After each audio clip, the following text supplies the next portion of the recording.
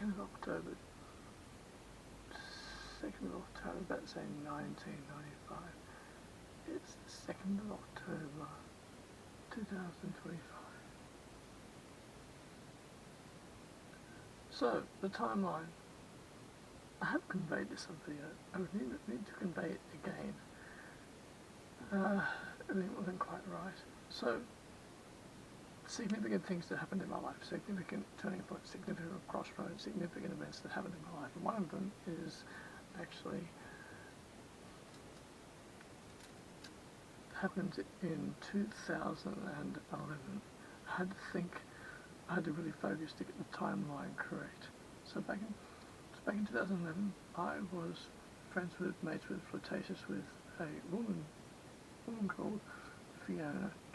She was on the metal scene in Sydney. We hung out a bit, had quite a few conversations. I knew her over a period of time, and I think she actually went out with Dave Balfour. Now, I knew her over a period of time.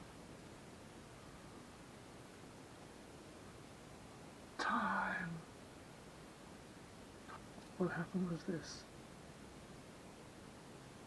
I would meet her out in the town. I would see her out in the town. We got along. We flirted with each other.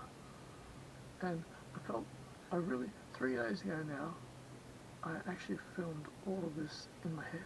I filmed the entire thing in my head.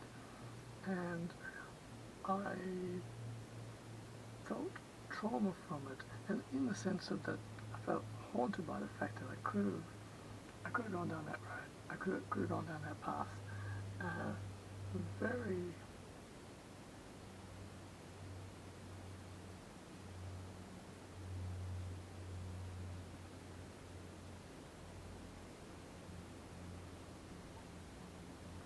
fortunately,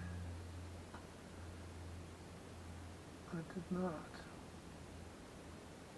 Very fortunately, I did not. And I'd meet up with her out in the town. I'd see her out in the town. We'd conversed. And then there was one particular night at the Bar Broadway. I think it had to be in 2011. This all took place in 2011. One night at the Bar Broadway, we were downstairs. She had a few to drink. I think I'd had a few to drink. We were downstairs.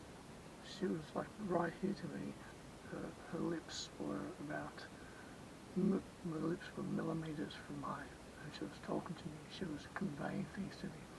And in that particular moment, I decided to be very professional about things and listen to her. I wanted to listen to her. And if I had been in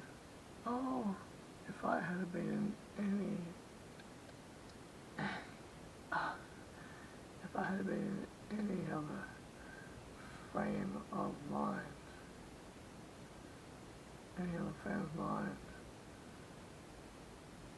I would have made my move.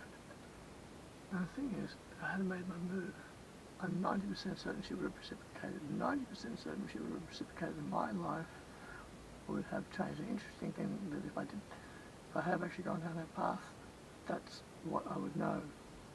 Because I had the retrospect of not going down that path, and I've been figuring what things would have changed, and it would have been, my whole life would have been very different.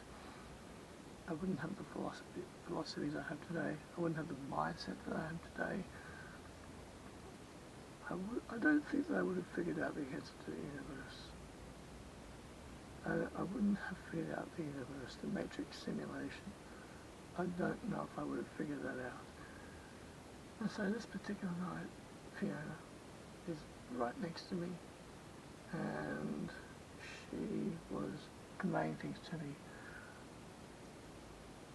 At any moment, I could have made my move. I could have kissed her, and the temptation was there, but for some reason in my brain at the time, I was like, no, I'm going to be professional. I'm going to listen.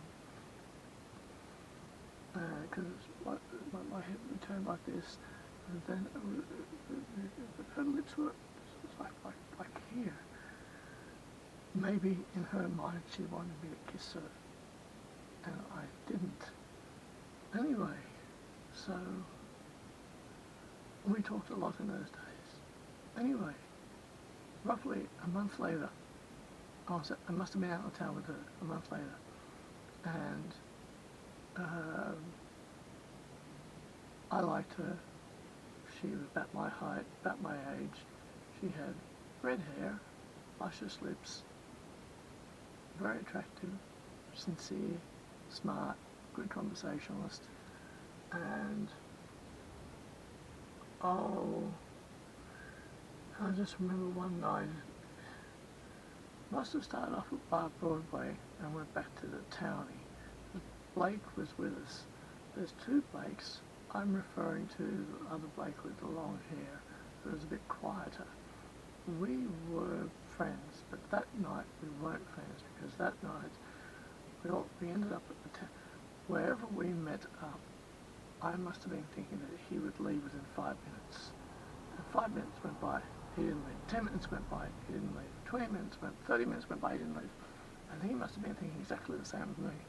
That night we weren't friends. That night we were fighting for the same woman, vying for her attention.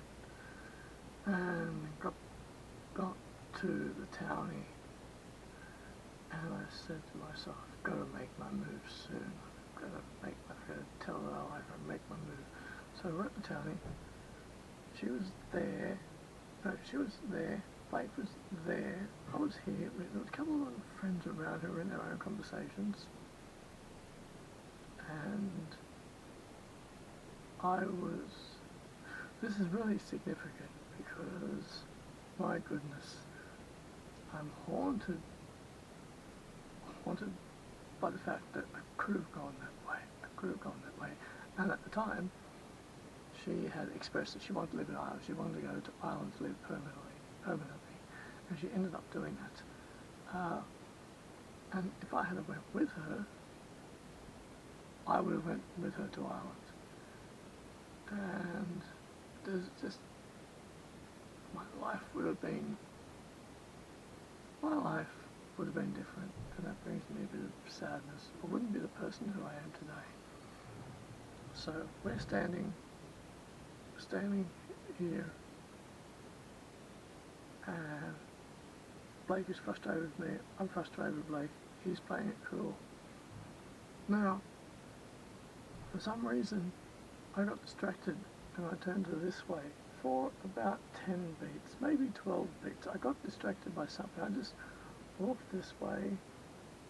I don't know what the distraction was now. I don't think it was 30 seconds. I think it was about somewhere between 10 and 15 seconds. Wouldn't have been any longer than that. It was probably about 10 seconds or so. When I turned back, I was going to make my move. I turned back, and Blake and Phoena were kissing. They were snogging. They were kissing.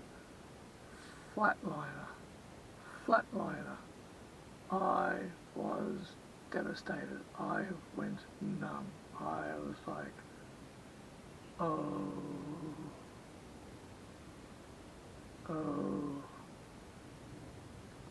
And I think at one point she began to sit on his lap. I became invisible.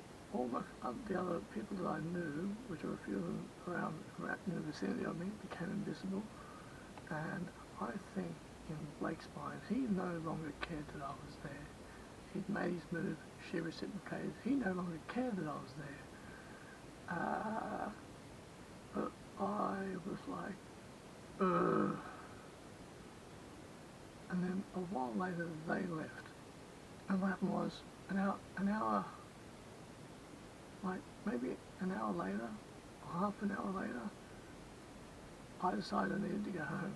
So I walked out of the townie, I walked down Emmel Road. And there used to be a 7-Eleven service station just down Emmel Road, which everyone went to. It's no longer there now.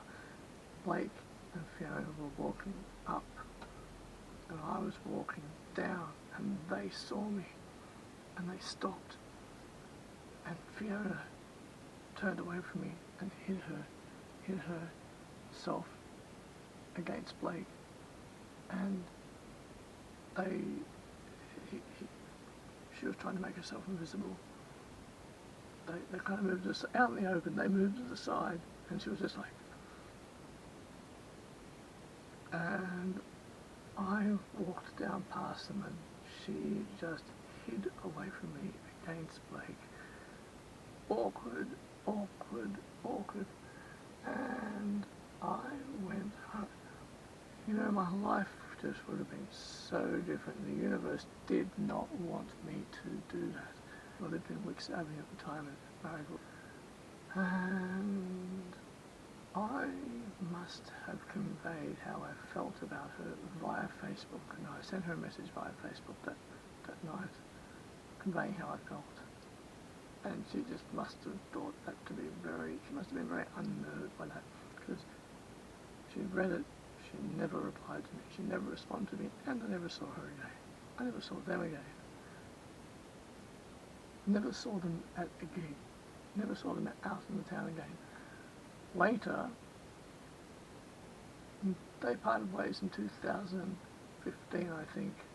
Blake didn't want to go to Ireland. He was not interested in going to Ireland to settle down. He didn't want to do that. They parted ways, and I saw Blake again, and we were a bit awkward towards each other, quite a bit awkward. And then, I think 6 months later, I saw him again, and we got talking a bit. Sort of became friends again, a little bit, and I must have been quiet. I said, oh, never saw you guys out in town. He said, oh, we became homebodies, we never went out. And because back in those days it was rocking, like I was attending a lot of gigs still. And I think that would not have been the case for me. I would have wanted to go out on the town a lot with Fiona. Oh, if I had and I'm sure, I'm absolutely certain she would have reciprocated to me, I would not have been the person I am today. And I'm very happy that I didn't take that path. I wasn't meant to take that path. Wouldn't have met Michelle. I'd known Michelle for many years. I wouldn't have Michelle, my soulmate, my loving partner, Michelle, my soulmate, and just the screenplay, my feature film screenplay would have been different. It would have been different. Poetry, I may have only done one book of poetry. My goodness, because my other books of poetry I wrote of pain and grief, anxiety, and a bit of joy. But I wrote four volumes of poetry, 4 books of poetry. The rest of those books I wrote between 2012 and 2014. The last one I think I finished up in 2008, 16 or something. If I had got together with Fiona, I may not have written anymore. If I did, it would have been very different. But the screenplay, oh my goodness, the screenplay would have been different. I am so happy that I didn't. So happy that I didn't. Happily with Michelle. But I think back to the past sometimes. I think back to the women that I crossed paths with, and I'm like, oh, I would have been so different. My screenplay might not have even existed. And I think, oh, Michelle, and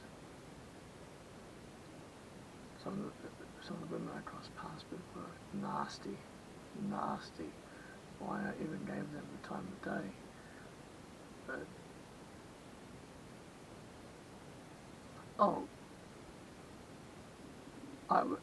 but after that happened, I was pretty cut up about it. I was very sad, very down for about 3 weeks.